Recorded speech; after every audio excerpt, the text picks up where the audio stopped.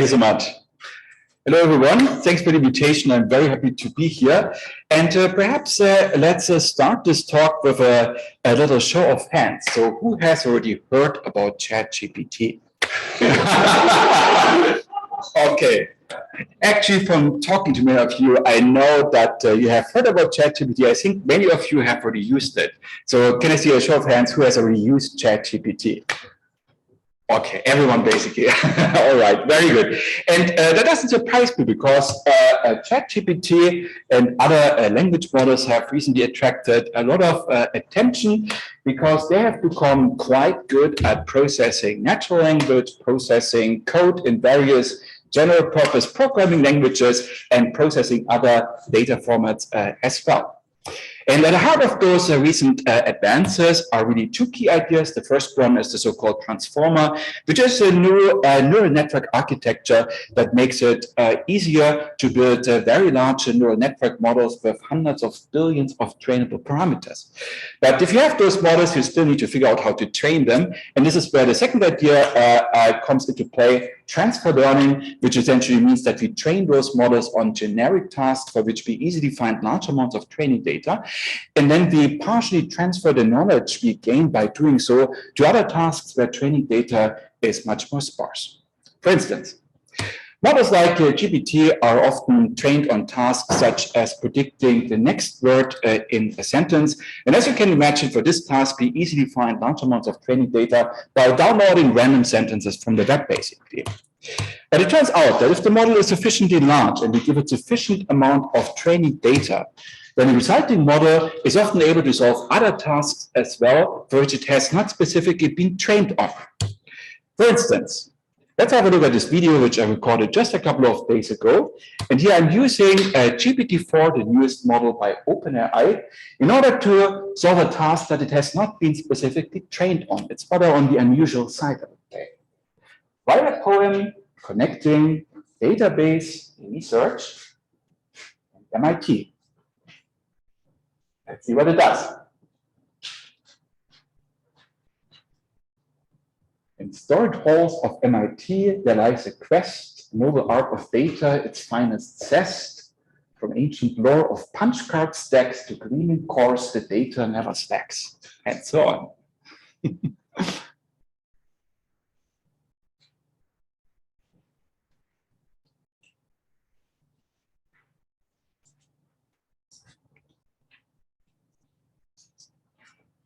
From arguing as to know SQL schemes, the expertise spans data dreams. Yeah, I don't know. Maybe GPT-5 won't put the no SQL stuff. All right, good. So that may not have been any literature award, but I think it is fair to say that it has solved the task that I was giving to it. And this output is interesting for a couple of reasons. First of all, you find a couple of references to the location here, such as Charles River, as well as to database terminology, such as SQL and relational database management systems. And those references have not appeared in my input. So from that, we can infer that the model was able to retain a certain degree of common sense knowledge from all the training data that it has seen. Now, the other interesting thing here is that it would have been difficult until just a couple of years ago to generate a text of this length over here by being coherent. And then finally, perhaps most importantly, I have not provided any task-specific training data to the model, but instead I just described the task to solve in natural language, and the model was able to react to that. So this is just for giving you a little impression of those language models. And it is a pretty interesting technology, and that is why we have been looking at how we can apply those language models in the context of data management over the past couple of years. And here you see a selection of our projects in this space. Now, roughly, we can partition those projects into three groups based on how they apply language models, whether they apply them in order to enable novel user interfaces, to support database tuning, or even to support people in building customized components for data processing via code synthesis. And I'm going to discuss those projects in the remainder of my talk, focusing on the last two groups by quickly giving you an impression for our recent work on novel interfaces as well. All right. Now, when it comes to novel interfaces, for instance, we have recently done some work on the so-called natural miner tool, which is a data mining tool that mines for patterns described in natural language. For instance, we could search a data set about flight delays for arguments for or against booking with a certain airline, which, as you can imagine, relates to many different SQL queries, focusing, for instance, on average delays, cancellation probabilities, and so on. So this tool automatically maps the pattern to relevant queries, processes them efficiently, and then evaluates the results in comparison to those patterns using language models. Or in another recent project, the CyberMustDB, we are expanding the scope of SQL processing from relational data to multimodal data such as images or sound files, and enable users to specify natural language predicates on those types of data that are evaluated via language models. Right, so this exploits the capability of the latest generation of models to process multimodal data as well. So this was just a quick teaser of some of the projects that we're doing, which focus on the user interface. I'm happy to discuss more about them later, but I want to focus on the two last groups here, because that is perhaps the more surprising application for language models, because language processing has been applied for user interfaces, for data access for a long time, but now it actually also becomes interesting to do that for the back end. Now, I know that many of you are working on problems related to database tuning. And for the others, just know that there are many different database-related tuning decisions that we want to make, which have significant impact on the processing performance you're getting. Now, for many of those problems, the standard approach is to use a cost-based optimization. But in order to do that, you need a cost model in order to assess the impact of certain tuning choices on performance. But the problem is that cost models that are traditionally used in this domain, they fail in cases such as data skew or data correlations, and that often lead to highly suboptimal tuning decisions up here. Now, this is why people are currently looking at alternative approaches, in particular approaches based on machine learning. We also have done some work in this space recently, applying different variants of machine learning to various of those tuning problems. And often you get more reliable solutions this way, but the problem is that in order to get there, you need to train models. In order to get training data, you need to often execute complex workloads on large amounts of data, and that is very expensive. So it would be interesting to somehow integrate additional information in order to minimize those exploration overheads when exploring different tuning options. And here we have recently decided to take some inspiration from how a human database administrator would proceed. And a human database administrator would certainly remember the good old saying, when all else fails, read the instructions. And probably you don't want to read the instruction only if things start to fail, but before you even start tuning a database system, trying out random things, you probably want to have a good look at the database manual. You also probably want to have a look at white papers describing how to tune database systems for specific platforms, tutorials about database performance tuning, blog entries about database performance, discussions on Stack Overflow about database tuning, as well as text documents that relate to the data set that you're executing your queries on, such as data dictionary or those Kaggle data cards, for instance. So there's just a lot of useful information for database tuning contained in the form of text documents. And language models now give us the ability to unlock this information and make it useful for automated database tuning as well.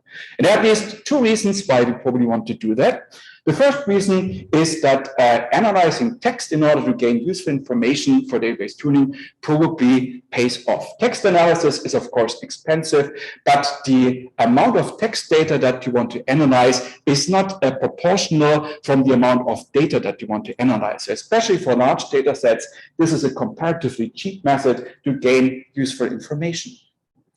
The second reason is perhaps even more important.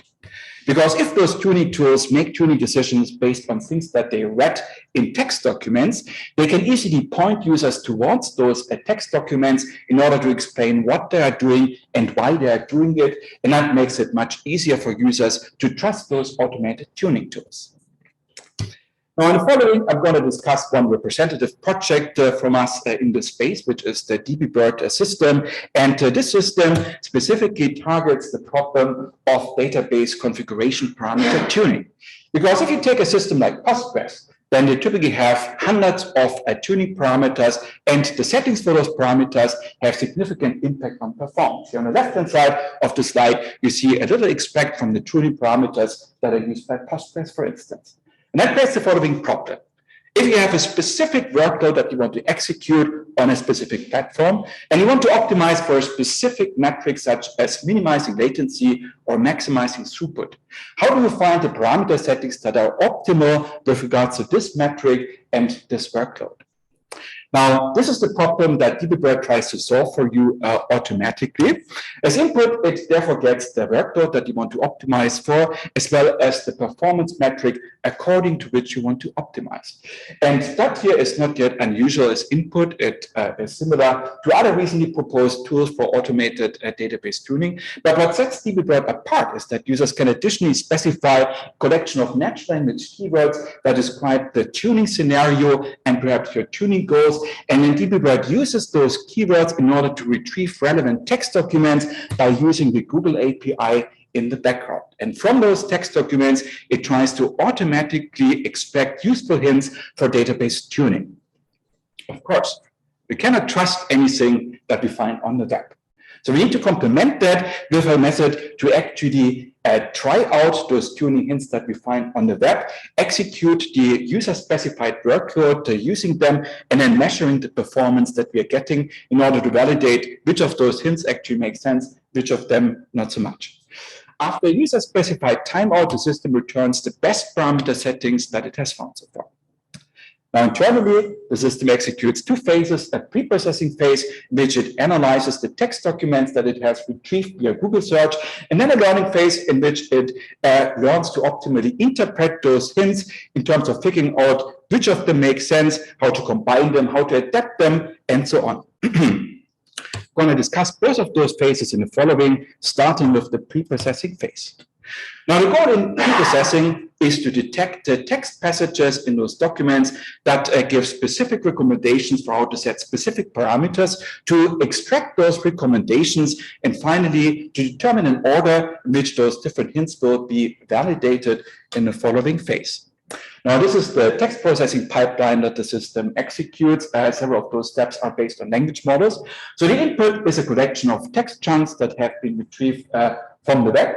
So in the first step, the system links those text chunks to parameters for which they make recommendations, which can be easy if the name of the parameter is explicitly mentioned. But in some cases, people just describe a desired effect without specifying the name of the relevant parameter. And here, DBBERT compares embedding vectors of the text chunk and of the parameter names in order to automatically infer which parameters are likely relevant. Then for those parameters, DBBERT extracts formulas that express recommended values. And those formulas may either recommend absolute values, or they may recommend settings that are relative to properties of the target system, such as the total amount of RAM that is available. If we know the properties of the target system, then we can substitute placeholders representing system properties by concrete values and resolve those recommendations to concrete assignments. And then finally, DBBERT sets an order in which those hints will be validated, ordering first hints about parameters that are frequently mentioned on the web, while avoiding having too many consecutive hints about the same parameter. Let's make things a little bit more concrete by an example. You see some of those text passages that would be could be retrieved from the web. For instance, on the left-hand side, you see one that recommends to set the shared buffers parameter to 25% of RAM and the work RAM parameter to 64 megabytes. So this refers to the Postgres database management system. So the first step of DBBERT is to infer the relevant parameters, and this is easy in most of those cases because the name of those parameters are explicitly mentioned. In the last case over here, somebody recommends to utilize up to 6 parallel workers. In this case, the name of the parameter is not explicitly mentioned, but DBBERT is able to automatically infer the relevant configuration parameters. Now, for those parameters, we want to extract the recommendation about how to set them, which in the first case is a relative recommendation relative to the total amount of RAM. In the second case, 64 megabytes, so that is an absolute value. And dbBird translates this into arithmetic formulas containing placeholders to represent system properties like the amount of RAM. And then by substituting those placeholders and resolving those formulas, we get to concrete recommended values. What we see now marked up in red are the hints that dbBird is extracting, which links specific parameters to specific recommended values. And finally, dbBird sets an order in which those hints will be validated. Now, of course, we cannot trust those hints that we extract from the web. So the goal of the learning phase is to figure out how to adapt the values that have been recommended in those hints. So dbBird can deviate from the recommended values, how to prioritize the hints that are in conflict with each other. Maybe they come from different sources and make conflicting recommendations about how to set the same parameter, and then how to select the subsets of those hints in order to aggregate them into a configuration that we can evaluate in a trial run. So the way dbBird is doing this is by selecting parameter settings to evaluate, and then to execute the user-specified workload and to measure the performance that the user is interested in. So dbBird iteratively selects and evaluates parameter settings, and here the question is how to select the next parameter setting to try. You may be motivated to try parameter settings that are similar to parameter settings that seem to work well in previous iterations. That's called exploitation. But if you only do this, then you probably get stuck in local minima. So this is why every once in a while you probably want to explore something that is very different from the parameter settings that you have tried so far. And of course, there's a tension between those two motivations, the exploration-exploitation dilemma, and the most principled way to resolve this dilemma is by the application of a reinforcement learning framework. So reinforcement learning, we generally have an agent that interacts with an abstract environment. The agent can influence the environment by applying so-called actions, and the agent can extract information from the environment via so-called observations. At the same time, the agent receives reward values from the environment, and the goal of the agent is to maximize those reward values. But at least initially, the agent doesn't know how the environment works, so it needs to figure out by a principled version of trial and error how to maximize the reward values by the correct sequence of actions. Now, in this specific scenario, the agent that corresponds to dbBird, of course, the environment is characterized by workload and system properties, and actions are associated with adapting values recommended by extracted hints, prioritizing between conflicting hints, and selecting subsets of hints to aggregate for evaluation. Observations are based on the hint text, and the reward function consists of two components. The first component assigns a reward for just trying out parameter settings that are first of all accepted by the database management system, because some of those hints, they may recommend values outside of the admissible range. The second component of the reward function is based on performance improvements compared to the default parameter setting. So if we are minimizing latency, we simply measure by how much we get faster compared to the default settings. So this is the high-level way in which dbBird performs the learning phase. And again, let's continue with the example from before. So here you see still the results of pre-processing. Now the next step, dbBird would choose factors that multiply the recommended values for those different hints. Then it would assign those hints to weights that represent relative priority and become important in case of conflicting hints. And finally, select the subsets of those hints in order to aggregate them into a configuration that it then evaluates in a trial run. All right, and as a little reminder, the lower part of this matrix is iteratively set in the learning phase. The upper part in this matrix is set once during pre-processing at the very start of the tuning session. This is how the dbBird user interface looks like. So here I'm first of all selecting a text source for tuning. PG100 are the first 100 web documents that you get for the Google Query Postgres performance tuning. Now, some of those recommendations may be relative to system properties. This is why I'm telling it about the hardware properties of the target platform. And to execute trial runs, it needs to know the access credentials. Finally, I'm selecting the performance objective, and those queries are the TPCH queries. All right, so here pre-processing has happened, and we have extracted tuning hints. For instance, here you see the tuning hint about 25% of available RAM for the shared buffers parameter. So the debug has automatically detected this as a relevant passage, identified the right parameter and the recommended setting, and it has figured out that this is relative to the amount of RAM. Now, starting from those tuning hints, the learning phase has started, and debug decides how to deviate from the recommended value, for instance, by multiplying the recommended value by factor 0.5 and assigning a relatively high weight of 16 in order to represent the hint priority.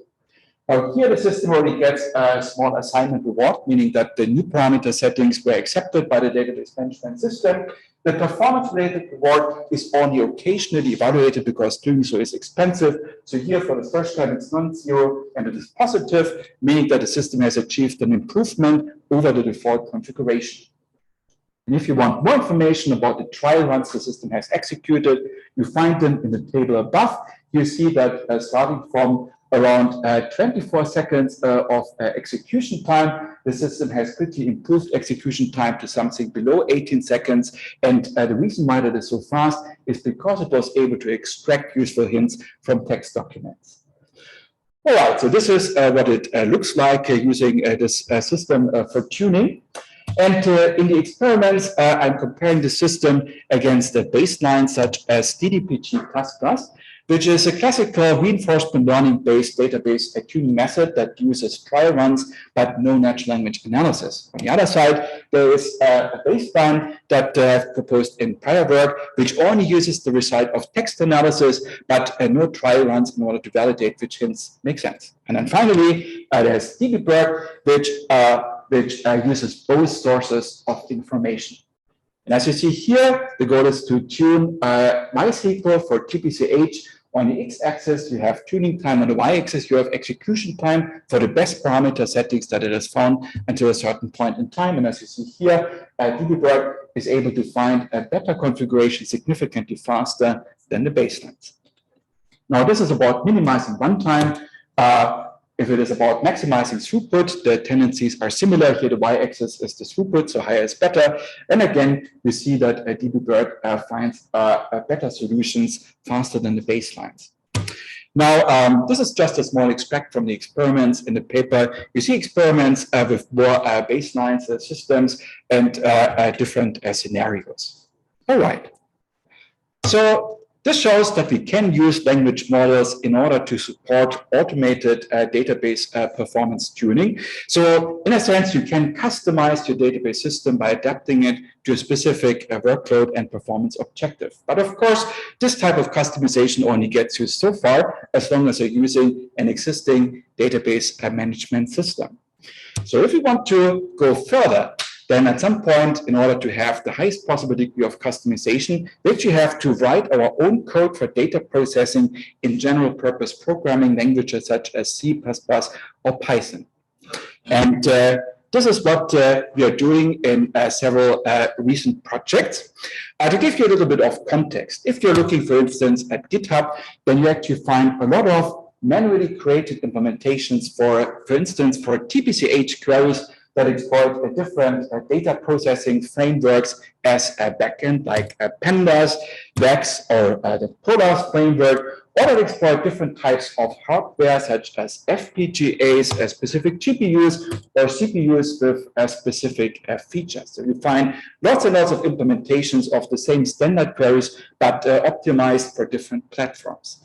Now, the reason why people are typically doing that is that they want to benchmark specific software or hardware platforms. And when doing that, then ideally you want to create code in order to support a diverse collection of queries. And even for the same query, you often actually want many different code variants in order to make sure that you are exploiting the available features in the best possible manner. Then, of course, every time the framework adds some new features, you probably want to do it again in order to make sure that you are optimally exploiting the newest version. So that is quite a bit of work spent in writing specialized code for processing relational queries. Now, there are other cases. For instance, if you want to process queries by generating a highly custom output, for instance, with some analysis results.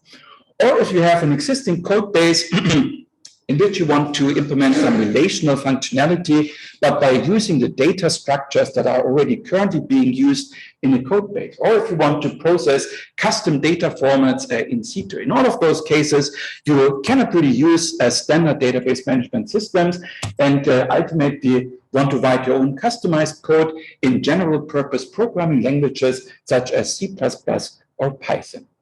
Now, nowadays, you may not write all of that code yourself anymore. You might use a framework such as GitHub's Copilot in order to write at least part of that code automatically based on natural language instructions. Of course, you have to verify the resulting code. It's not always correct, even though in many cases, but typically doing that is faster than writing the code from scratch. The problem with Copilot and other such frameworks is that they are not specialized for the requirements of generating code for processing relational queries. So the idea behind GenesisDB is to create a framework on top of language models that are used for code generation, and to specialize this framework for generating code in general purpose languages for processing SQL queries on raw data. But at the same time, you can provide natural language instructions about how to customize that code. So this is the input and output of the system. I assume that there's a collection of raw data files on disk, could be CSV files, for instance, as well as an SQL query which should be processed on those raw data files, together with some natural language instructions about how that query should be processed.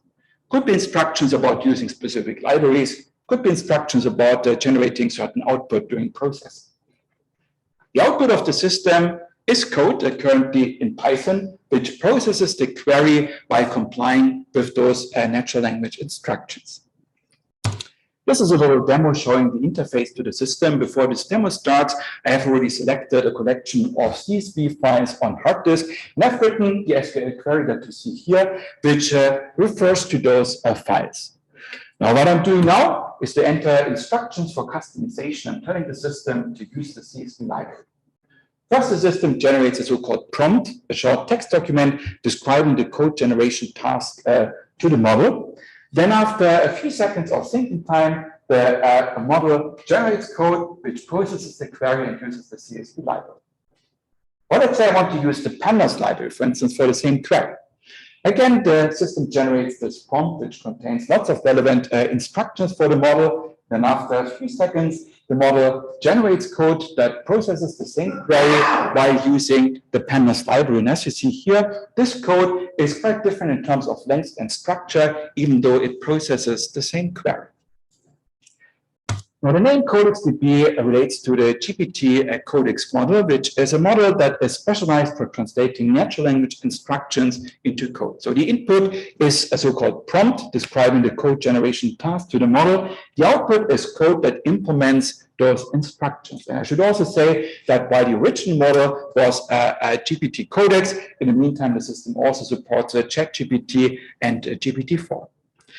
Now, the most straightforward way to use this model in order to generate a code for processing queries on raw data would be the following. So let's assume that we have a database catalog keeping track of the location of those raw data files, and we have the input query. We could just pack both of this into a prompt, and this prompt could, for instance, look like you see here. You have marked up different parts of the prompt in different colors. For instance, in yellow, you have a description of the database schema. In green, you have a description of the physical data layout. And in red, you have the query that we want to process on this data. And also in blue, you have a subtle reference for the model about the target programming language in which we want to generate code. And those three codes are typically associated with Python. Now, we can put this prompt into the model, we can generate code, then execute this code, and then we can see whether the corresponding code is correct. So I have tried this approach using queries from the WikiSQL benchmark, which is a relatively simple benchmark of SQL queries that relate to the Wikipedia tables. And I have tested it with Cashman and DaVinci, which is the second largest and the largest version of this GPT model. Unfortunately, as you see here, Out of 100 queries tried, not for a single one was the model able to generate accurate code. So clearly, this task, generating code for processing complex queries, is a little bit on the complex side. But fortunately, in the database community, we have a lot of experience about how to decompose complex SQL queries into a sequence of simple processing steps by a process called query planning. This is what I propose to use here. So we can perform a query planning in order to inform the model about the high-level steps that it needs in order to process the query. But there's a catch here, because query plans are typically represented as trees, but in order to make them suitable for the model, we want to represent them in a text representation instead. So this is how the architecture is expanded. The components marked up in red are new. So now we are parsing the query, and we are using a query planning approach that produces a query plan described in natural language using simple text templates associated with relational operators.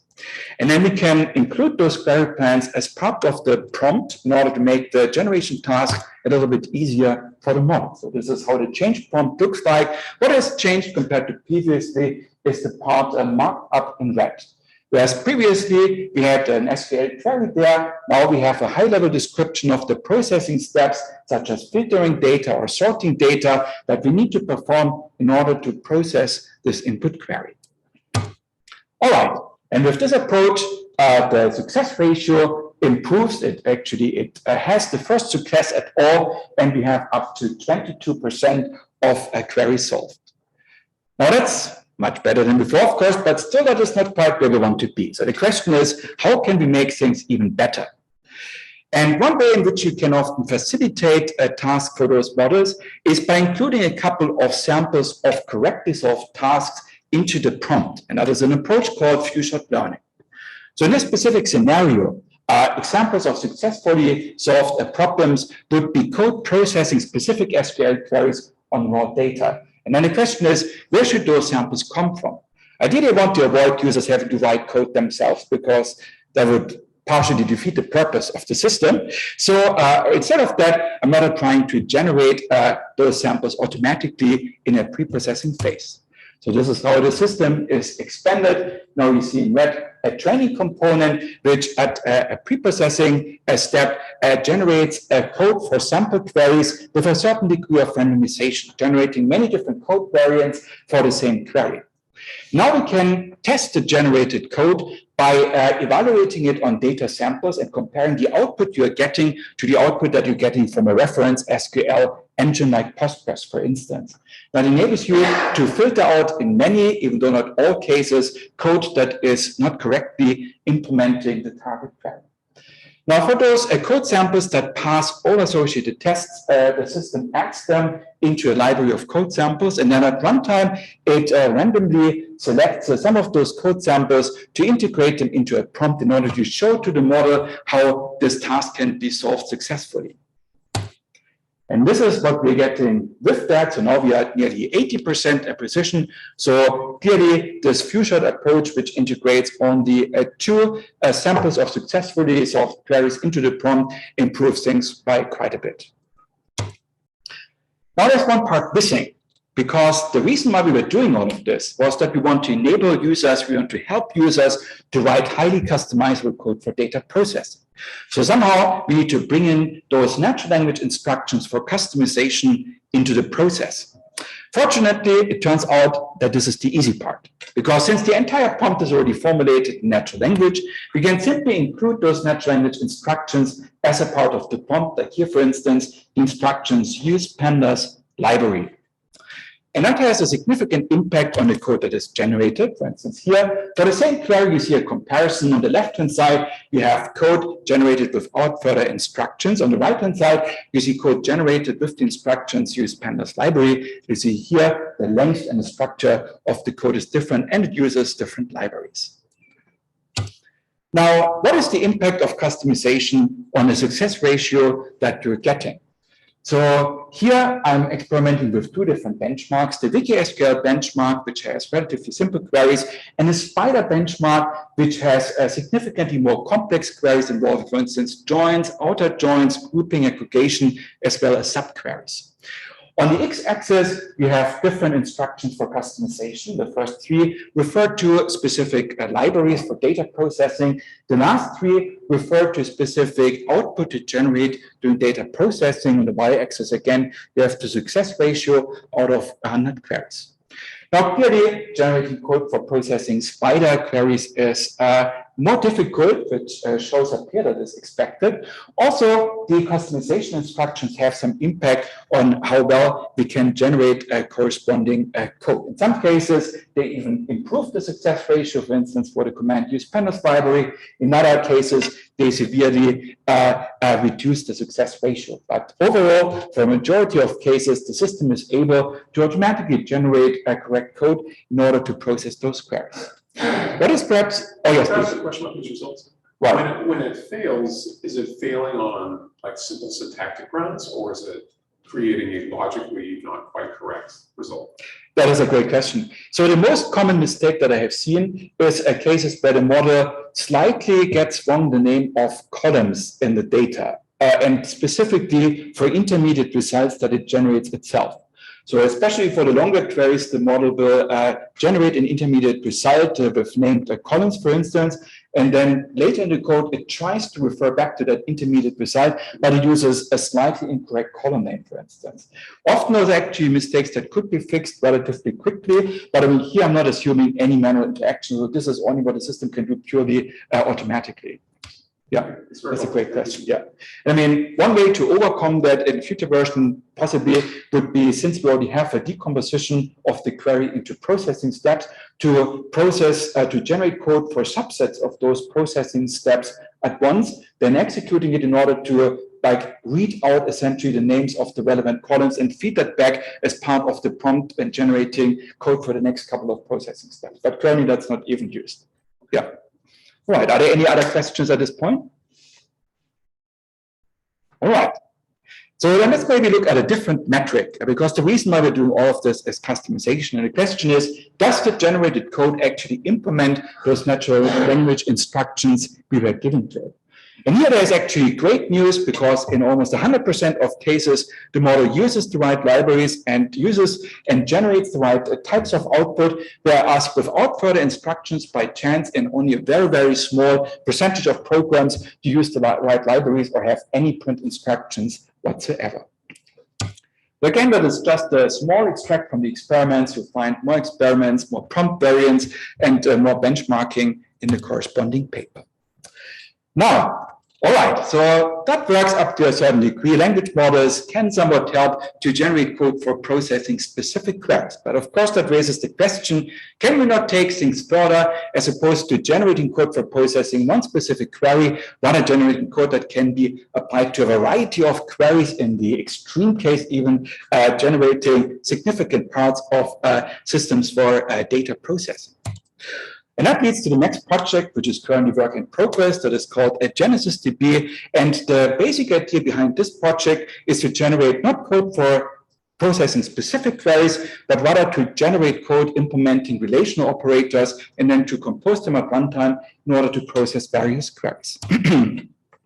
This is the high-level architecture of the system. It consists of two primary components. The left component performs a very expensive code synthesis step only once per scenario and before runtime. And in this step, it generates operator implementations for the relational operators. Then at runtime, the system uses those pre-generated operator implementations in order to process SQL queries. And as with the previous system, you can influence the way those operators are generated by issuing natural language instructions. Now, all of this is enabled by a collection of operator prompt templates that essentially describe specific relational operators to the system. So here, for instance, we have a prompt template for describing the join operator. It contains segments that describe the semantics of the join, a high-level algorithm, as well as the input and output format. You also might notice that the prompt contains a couple of placeholders that can be replaced by instructions given by users. So when using those prompt templates during prompt generation, the system substitutes those placeholders by natural language instructions provided by users. Here, for instance, you see the instantiated version of that operator. Users have specified that the in-memory data representation should be for tables a list of rows, where each row is a list, and that the operator should implement some specialized behavior to print the operator name and the execution time of different substeps. Now, those instantiated prompts are fed into the model for code generation, which will then generate code for those relational operators. But of course, we cannot rely on a model of getting it right, at least not the first time.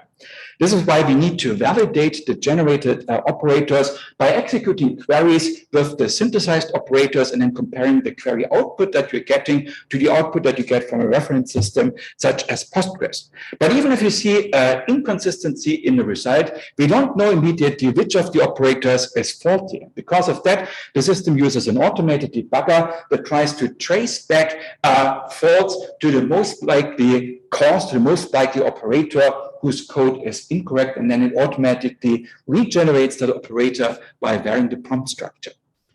Now, the output of that is a code for the relational operators, and then at runtime we can refer back to that by parsing incoming queries, then performing planning for them to decompose queries into processing steps, and then to reuse the previously generated code in order to process the query. And we execute that code, we should get a query result. So here you see results on TBCH for the very first version of the system. Right now, performance is clearly not great, so this is work in progress, and clearly some work is needed. You see two variants of GenesisDB, one using Python lists as in-memory data representation, which is very slow. The other one using a PyArrow backend, which is already quite a bit faster. And the comparison is to Postgres with primary key indexes and with primary key and foreign key indexes. And at least when using more indexes than Postgres is clearly faster. So, all right, so at least it does, however, support all the TBCH queries, but performance has not been primary consideration and clearly should improve.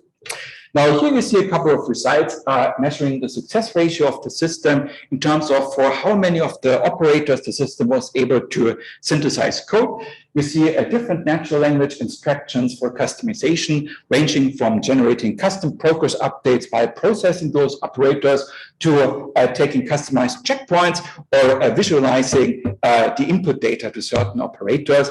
You see that in the majority of cases, the system is able to produce code for those operators, but of course, you would still want to have a human in the loop who writes a code for other operators, similar to frameworks such as GitHub's Copilot, but specialized for the domain of generating parts of engines for data processing. You see the time it needs in order to perform the pre-processing stage in which it does code synthesis. Runtime, it doesn't do any code synthesis. You see the monetary fees that we have to pay to OpenAI in order to enable this code generation. All right, and of course, there's ongoing work, for instance, in order to support index data structures and also trying to go to more lower-level languages than Python, which are typically more efficient. All right.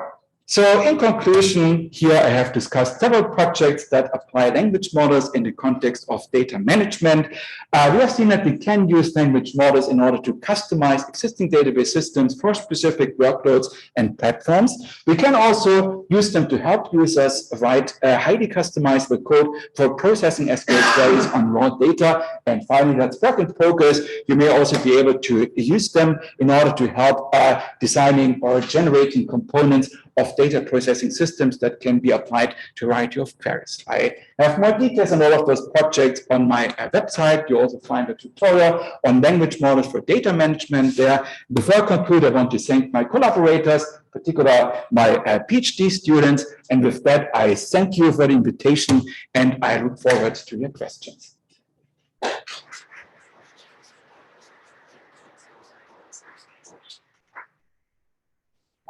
I noticed you never mentioned concurrent